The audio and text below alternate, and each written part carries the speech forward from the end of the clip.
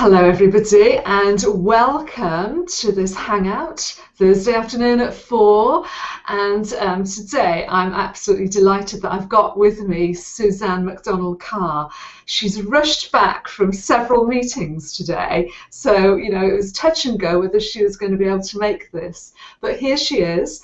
Just to tell you a little bit about Suzanne, she's an action coach and I'm sure she'll explain what that is in a moment. But her background, she's done so many incredible things, very much the corporate life for many years, where she's travelled around the world. She's even had her own school, and she's discovered coaching, and it's become a passion in her life. And I've met her through networking, and I know that she leads a very full life outside of business. She does a lot of studying, she's got lots and lots of qualifications, but she also likes cooking, keeping chickens, and the outdoor life. So, there's so much to say about Suzanne, and she's a good friend of mine. So I'm going to ask her if she'd just like to come in now and just tell us. Hi, Suzanne. Hello, Elaine. How are you? I am very good indeed. Long time no see, hey? Now, Suzanne, just tell me, what is action coaching? What is it? Action Coach started 22 years ago in Brisbane in Australia, and it was started by a gentleman called Bradley Sugars, who has an accountancy background. And Brad really wanted to help businesses to grow rather than just the standard governance and tax and all the good things that our friends the accountants do for us today. He wanted to help businesses grow forward, and so he put together a system which has been extremely successful over the years, and now has grown into a number of countries, 32 countries. We have about 15,000 businesses a week being coached, and we have a number of coaches here in the UK. In East Anglia, we have 13 coaches now, and I'm privileged to work with some extremely talented people, and we help businesses in East Anglia to grow their revenues. The aim is to grow their revenues by a minimum of 46% increase in revenue and 61% in profits, using a model that's called the 6 steps to growing a better business. Okay, and so you got into action coaching how many years ago? Well, I'm in my about 3.5 years ago now. It's a 7-year license to practice. Prior to Action Coach, I was with the Institute, and still credited with the Institute for Independent Business based in Watford in London, and that again has coaches and consultants all over the world. But I did find that the business model that we use in 6 steps to a business model to growing a better business is actually something that is extremely coherent, and people can understand and see how all the areas of business interrelate with each other, which is quite an achievement. Represented in our system are a number of very well-known people in each field, very well represented, very well recognised, and extremely well trained. So I'm implementing as a facilitator a system that is just much bigger than what I could know, although I have got quite a bit of corporate experience. Indeed. So it's tried and tested. It's out there across the world, and you get results. Yes, I mean, that is the aim for business coaching. Business coaching should bring back into the business far more return on investment than the investment in the coaching itself. And it really is seen as a marketing budget that you expect to see that growth. Okay, so let's talk about the 5 ways to profit. Now, where does that fit into all of these models that you have?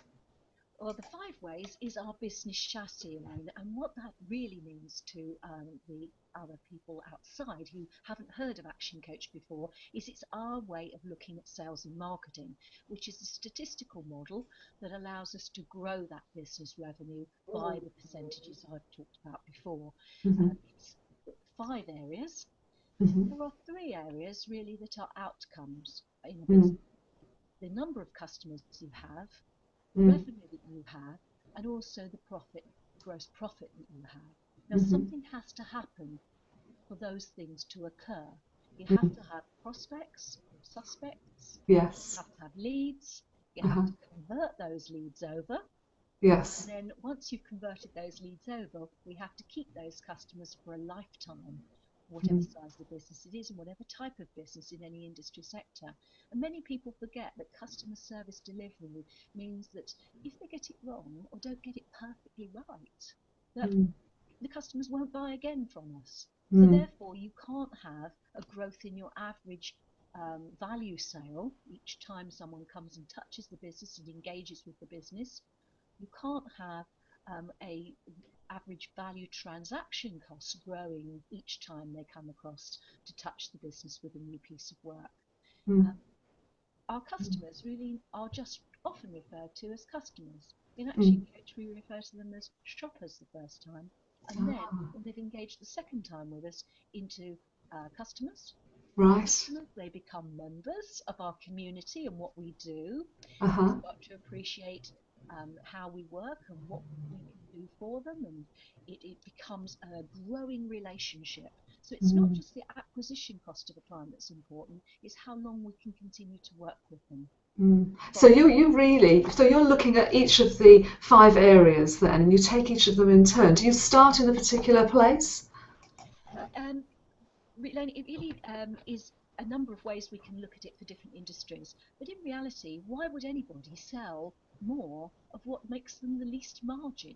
So the obvious place to start is really to look at where the margins are, the average margin on a particular product or service in the business, and say, let's put some margin strategies in here so we can grow those by 10%. If we had to do an order, probably margins is important so we know we can sell the most of what makes us the most money. Right, so the first question would be, look at all the things you sell and see which is the one that's got the highest margin. Yes, that would be a good idea to start there. Then we move on from that and say, actually, if we haven't got every part of our customer's business, in fact, there's more business in a client account or a customer account to have, why wouldn't we want to actually work with that client to get them to engage with us more and more often and for more and more money? Because we've already acquired the client and we've already got that cost, if you like, of the acquisition. So the next places to look are really the average margin, the average value sale and the number of transactions that that client does with us. After all, if we're doing it well, we've got a great relationship with them. So that's the sort of McDonald's thing. Do you want fries with that type scenario? Yes, that's a cross-sell and an upsell, and they're crossing products at that point and trying to get you to buy more. And what do we say most of the time? We say, yes, please. Yes. So even a small change from a small coffee to a medium-sized coffee makes a big difference to the bottom line.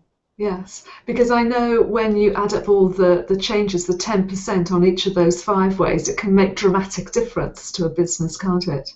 Yes, they're compounded. So actually, when you add up 10% change from the start point on 10% more leads times 10% better at your conversion rate, in other words, you're not losing your opportunities, you're converting those over to be the shopper or the customer, or moving up that loyalty ladder, the member, going forward when they become a client. If we carry on doing that and we actually work with the number of customers we have, and then the average value again, and the average number of transactions, plus a 10% in the margins, we're actually going to statistically get a whopping 46% growth in the revenues, and that's what we're able to do. It doesn't. It sounds easy then, but actually what we've got to do is put some strategies, marketing strategies, in each of those 5 areas. Right. A lot of strategies to choose from in Action. So what sort of strategies would you put in place to finding more leads or getting more shoppers in the first place? Well, one of the very popular strategies at the moment is using social networking. So social networking is just one strategy. When you break that down, you've got Facebook, LinkedIn, B2B, B2C, you've got Twitter, and all of those things. They're all part of one strategy. The strategy is the vehicle, the campaigns are what's important. So we then embrace that one vehicle with a number of campaigns. And of course, there are many strategies. So Action Coach are the only company really that measure and show our clients how to measure, test and measure everything, so we know it's truly working. This morning, I engaged with a client, one of my clients, somebody to help do that for them. Now, put together the strategies with the client, and the client's chosen those strategies, so we know the vehicle that we're going to use, then actually someone else is going to deliver it because they don't have the skills in that business. Now that's an interesting one, because in terms of, we've all got expertise, but if it's not your area of expertise, outsource it, because that's smart. Yes, indeed. Because if you're the business owner, you're worth more in the business by doing something else which is going to earn you more money. And actually, a service from a professional who specialises in the area can really help get that strategy off the ground. So a coach is there to help the client choose the marketing strategies that are right for the industry sector and the business, and then to help deliver it. Now that can be passing those skills over ourselves into the business to a member of the business's team. Or it can simply be by introducing a member to that service outside. Okay. So let's go through it from the beginning then. So the first step is to get more leads, and the second step is to convert those. Yes. And are there strategies for that? Yes, we have 71 strategies for Oh. lead generation, so we've only covered one in social media. Yeah. As an example, it's a very popular one at the moment. Some strategies there for conversion rate, but it's really looking at things like the sales process. If you have a number of opportunities and leads coming in, we must know where they come from, and then we must know how we're going to convert them. Many people say to me, I'm great at sales, I close practically everything I ever engage in. But when you measure it, often people aren't quite so good as they think they are. And actually, there's a lot of techniques depending on what you're selling, what your customer service or product are. So what we're able to do is to analyse how we look at the skills we need to sell better, to take every opportunity, because after all, you've already spent the money in marketing to get those leads in, and we want to make sure that then as many of those leads as possible can close. It is possible to get a lead conversion rate right up into the 90%. Many people stay around 20 or 25% or 30%, some even lower than that. So there's a lot of work to do there. Yes. It's a really effective way of taking every advantage you've got of the money you've already spent on lead generation, which is, of course, the most expensive area. Right. So really, it's like focusing on sales training, all those things to get the team doing the best, being the best they can be. Yes, absolutely. It's understanding the psychology of selling, understanding who you're selling to, identifying your target market, identifying what your strategies are going to be to convert them over, and actually developing the sales skills you need, because you might need different sales skills for different products or different services across your offering. As one business, you might have many products and services, and the same process might be different. The sales process might be different in different areas. Shortening the sales cycle is an important thing. Getting 2 sales cycles in a month better than just having the one. Understanding what it is your clients' needs are, and actually just urging that whole sales strategy forward. There's about 60 strategies in there. Wow. So you've got a huge toolkit, haven't you? A big toolkit. So, okay, so I'm privileged to have the use of it, and there are many coaches here who, over the years, who've contributed to this system, and because it's being tested and measured, we're absolutely sure that it works for the industry sector that the person, the client, is sitting in. Are there any sectors you've found that it hasn't worked for? Not at all. It's rather actually. The whole business chassis works for every sector.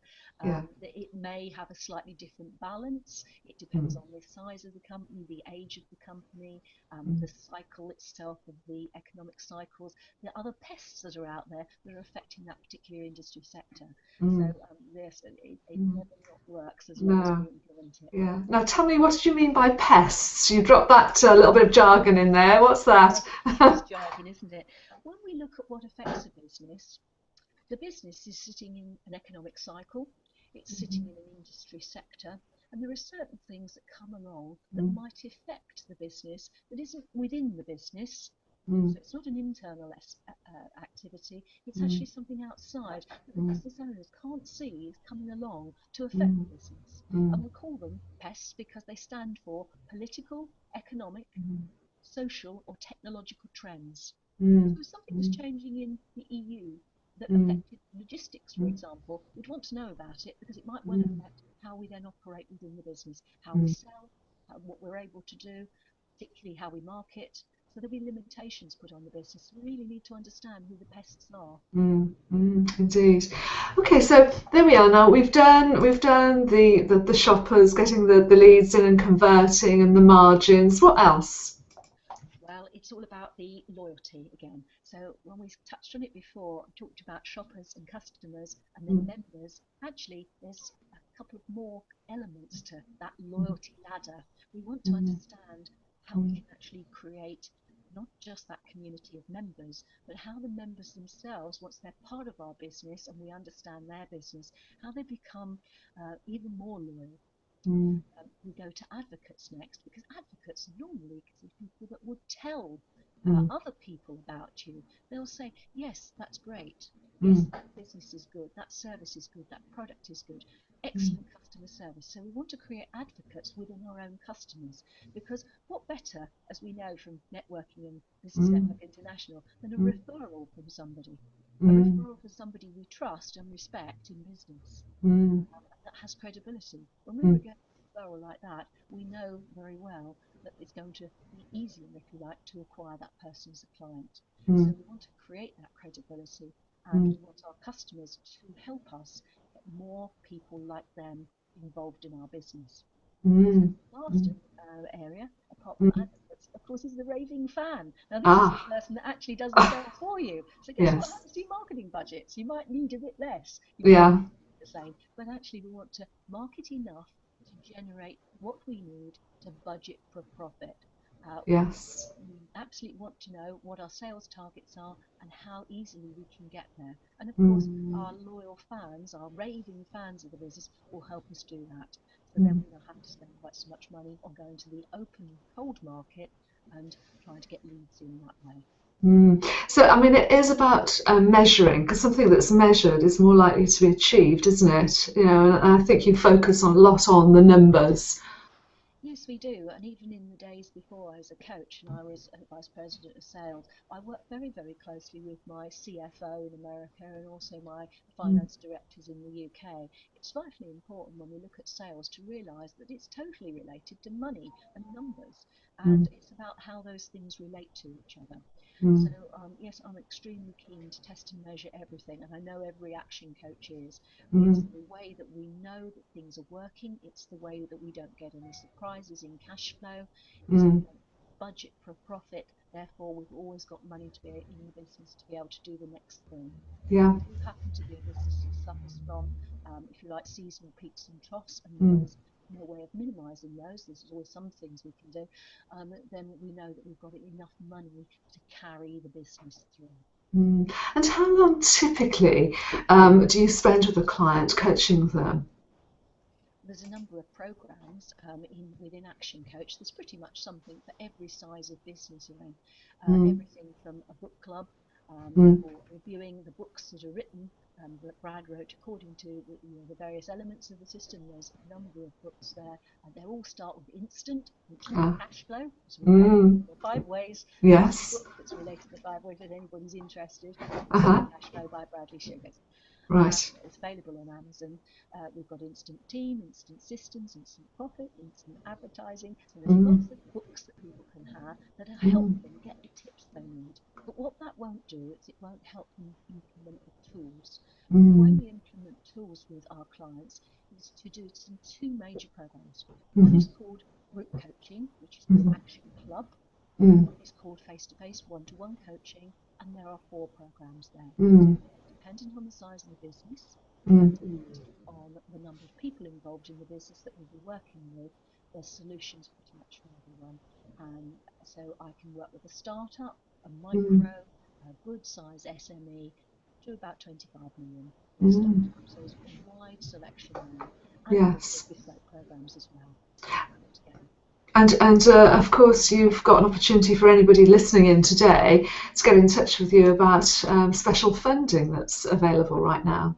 Yes, at the moment, here in Suffolk and Cambridgeshire, and in some counties across the country, I wouldn't say all of them, but in many counties across the country, there is a fund available for the development or business development fund. You can obtain that even if you're a 0 employer.